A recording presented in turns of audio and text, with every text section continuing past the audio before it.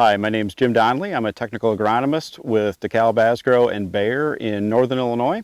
And I wanted to give a brief update on kind of what we're seeing regarding corn rootworm populations in this part of the state.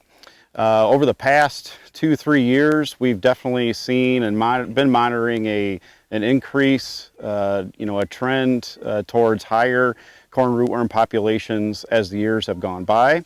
And this year, especially with the weather that we've seen, it's been fairly dry around egg hatch. We had a pretty mild winter, so we've been kind of expecting a little bit of an increase in corn rootworm populations as well. And just with the building populations over the past few years, I think that there's definitely potential for us to be seeing more. So wanted to give you a brief update coming after the fourth weekend on really what we're seeing. I'm standing in a field here with a Bayer research plot that we are looking at various different traits, both past and future traits that are in the pipeline. And this is actually a field that's had pretty high pressure over the past few years. So we've purposely put this trial on this location, hoping to get some pretty high pressure to really test the traits out. Again, current traits on the market, but as well as the traits that we have coming down the road to make sure that we're getting really good efficacy going forward. So as far as an update on what we're seeing, overall elevated corn rootworm levels, I would say, would be the trend. Especially in those same areas that we've had, increased populations, we're definitely starting to see more rootworm feeding. And it's kind of an array of growth stages at this point. So in this particular field, we've already got rootworm that are pupating, and even some of our crew here has noticed a few beetles starting to pop through. So with this heat and dry weather, it's really driving the rootworm through their life cycle.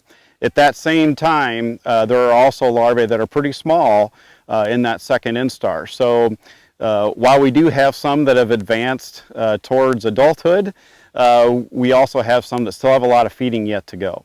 So I'm actually going to dig a root here and just kind of show you what we're seeing in some of the untreated checks.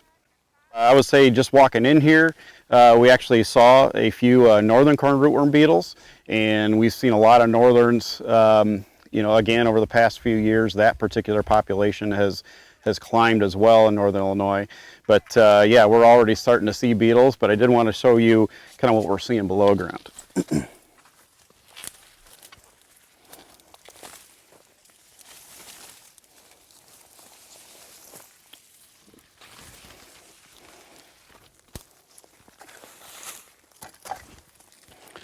So again, this is an untreated plant, so there's no protection here.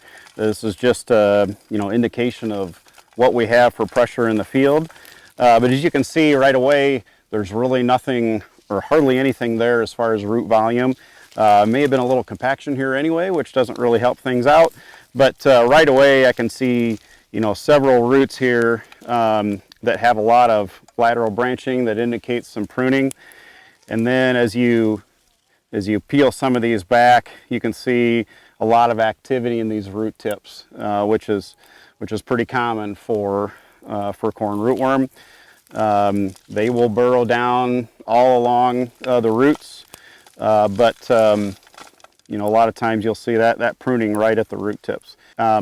With this heat, this intense heat, the ground is dry, so it's warming up really fast and staying warm.